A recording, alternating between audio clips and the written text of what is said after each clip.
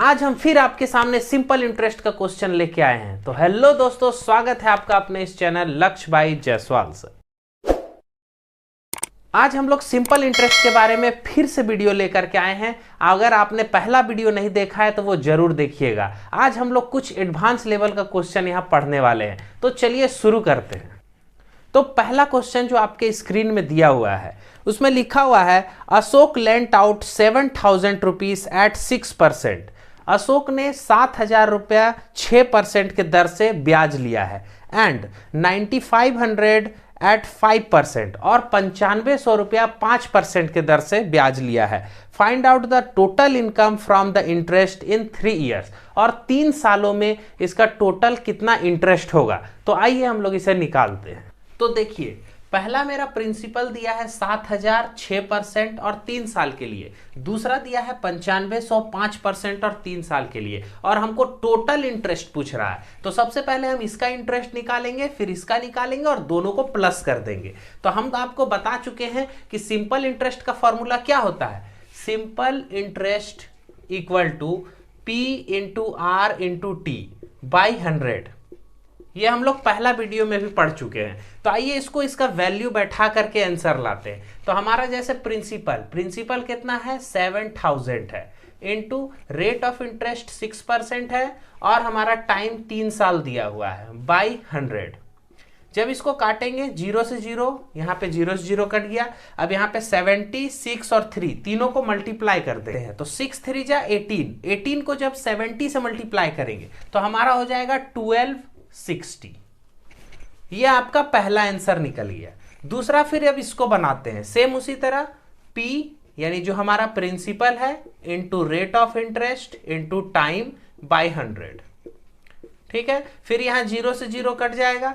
5 3 जा 15 से इसको मल्टीप्लाई कर दीजिए। तो 15 5 जा 75, हाथ में बचा 7।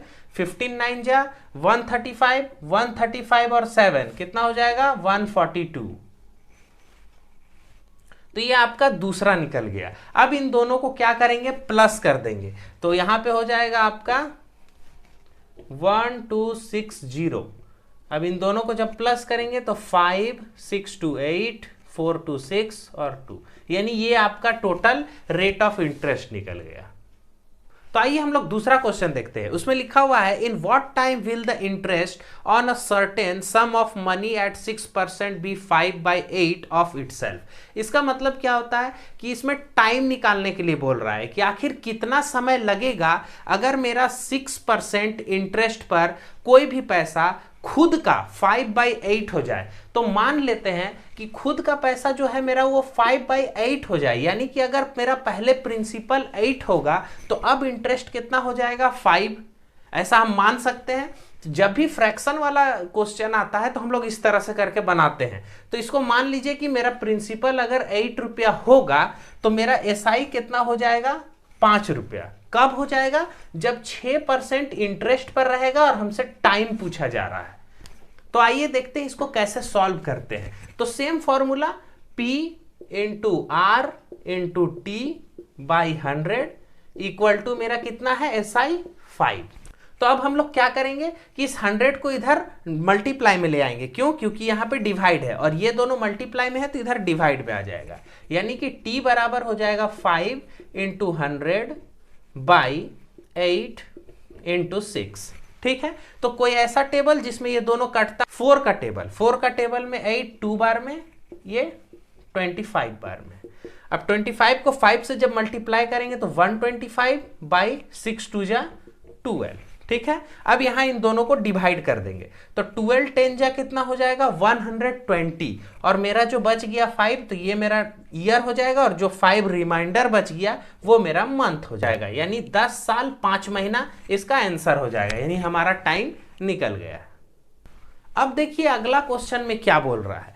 बोला फाइंड द सिंपल इंटरेस्ट। इस बार आपको सिंपल इंटरेस्ट निकालना है on 1300 at the rate of 5% per annum for 146 days. इसका मतलब आपको 1300 रुपया 5% की दर से, लेकिन यहाँ पे डेज दे दिया है 146। तो इसको कैसे बनाएंगे, जैसे मेरा प्रिंसिपल दे दिया है 1300, रेट कितना दे दिया है 5% और टाइम मेरा दे दिया है 146 डेज, ठीक है, और हमको एसआई पूछ रहा है। तो कभी भी आपको डेज वाला में देगा तो इसको ध्यान से देखिएगा कैसे बनेगा।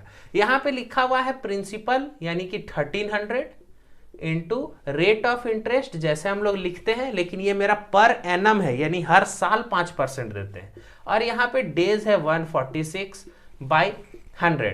हम लोग तो इसी तरह से बनाते थे, लेकिन यहाँ पे थोड़ा सा अलग होगा। क्या अलग होगा कि जब भी यहाँ पे आपको डेज दिया रहेगा तो यहाँ पर भी आपको टोटल एक साल का जितना दिन होता है यानी 365 डेज वो यहाँ पे लिखना पड़ेगा। ऐसा हम लोग क्यों करते हैं? क्योंकि जब भी यहाँ पे डेज के बारे में बात होगा तो यहाँ पे टोटल डेज लिखना पड़ेगा। अगर यहाँ पे मंथ के बारे में बात होता तो हम लोग यहाँ पे मंथ यानी कि 12 मंथ जरूर लिखते। यहाँ ईयर होता है इसलिए हम लोग नहीं लिखते हैं। तो आइए अब इसको काटते हैं। जैसे 5 का टेबल में ये 1 बार में चला जाएगा, ये 5 7 जा 35, 1 बचा, 5 3 जा 15। अब 73 का टेबल अगर हम लोग पढ़ें तो 1 बार में ये और 2 बार में 146 आता है, ठीक है। यहाँ पे 2 जीरो था, 2 जीरो इनको काट दिए। अब हम लोग के पास क्या बचा? 13 और 2। जब इन दोनों को मल्टीप्लाई करेंगे तो 13 2 जा कितना होता है? 26। यही आपका एसआई निकल गया।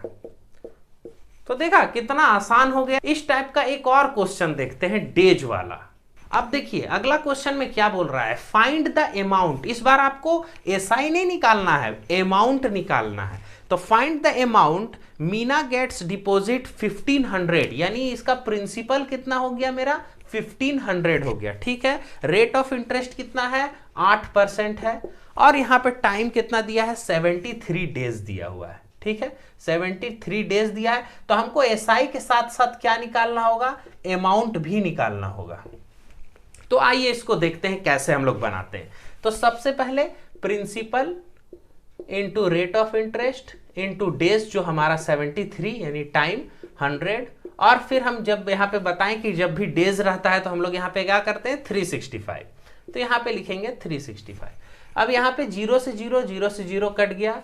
अब अगर हम 73 का टेबल पढ़ें तो 5 बार में हमारा ये कट जाएगा, ठीक है। और 5 के टेबल में 15 3 बार में आता है, तो 8 3 जा 24 मेरा क्या निकल गया? सिंपल इंटरेस्ट निकल गया। लेकिन वहां पे क्या बोल रहा है? अमाउंट पूछ रहा है। तो हम लोग को पता है कि अमाउंट बराबर क्या होता है? Principal plus simple interest. यानी हमारा प्रिंसिपल कितना था? 1500 था, और सिंपल इंटरेस्ट कितना है? 24 है। जब इन दोनों को जोड़ देंगे तो हमारा कितना आ जाएगा? 1524।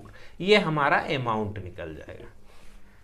तो अभी तक इतना क्वेश्चन बनाने के बाद आपको सिंपल इंटरेस्ट अब आसान लगने लगा होगा। चलिए एक और क्वेश्चन देखिए। यहां दिया हुआ है, a sum of money lent on simple interest become 7/5 itself. फिर से फ्रैक्शन वाला आ गया है, मतलब कुछ पैसा उधार लेता है जो बाद में खुद का कितना हो जाता है? 7/5 हो जाता है, ठीक है। 4% ईयर है, और आपका रेट ऑफ इंटरेस्ट इसमें निकालना है, ठीक है। बहुत बढ़िया बात है। तो आइए हम लोग देखते हैं। हमको प्रिंसिपल तो 7/5 यहाँ पे बोल रहा है, इसका मतलब हम लोग क्या करेंगे? 5 यहाँ पे लिख देंगे, क्योंकि जो नीचे वाला होता है उसी को हमेशा हम लोग प्रिंसिपल मानते हैं, और 7 हो जाता है, यानी हमारा सिंपल इंटरेस्ट कितना हो जाता है? 7 हो जाता है। टाइम दिया है 4 साल के लिए, और हमसे रेट ऑफ इंटरेस्ट पूछा। अगर आपको सेशन अच्छा लग रहा हो तो लाइक जरूर कीजिएगा। चलिए देखिए, फिर यहाँ पे हमारा प्रिंसिपल है, रेट ऑफ इंटरेस्ट है, टाइम है बाई 100, और हमारा यहाँ पे एसआई दे दिया है, ठीक है। तो फिर वही करेंगे हम लोग, क्या करेंगे? 100 को इधर मल्टीप्लाई में ले जाएंगे, यानी कि रेट ऑफ इंटरेस्ट यानी आर बराबर 7 × 100 बाई, यहाँ पे नीचे में मेरा 5 हो जाएगा और 4 हो जाएगा। 5 और 4 दोनों मल्टीप्लाई में था, तो यहाँ पे डिवाइड में हो गया है। अब इसको हम लोग काटेंगे 5 का टेबल से 20 बार में, 4 का टेबल से 5 बार में। अब दोनों को मल्टीप्लाई करेंगे, 5 7 जा 35, यही हमारा रेट ऑफ इंटरेस्ट आ गया है। तो देखिए कितना आसान हो गया अब हम लोग के लिए सिंपल इंटरेस्ट बनाना। इस तरह के और भी वीडियो आएंगे। इस चैनल को लाइक कीजिए, सब्सक्राइब कीजिए। अगर आप नए हैं तो इसे जरूर सब्सक्राइब कीजिए और अपने दोस्तों तक पहुंचाइए, ताकि उन्हें भी मैथ अब आसान लगने लगे और वो भी जुड़ सकें जायसवाल सर के साथ। Thank you.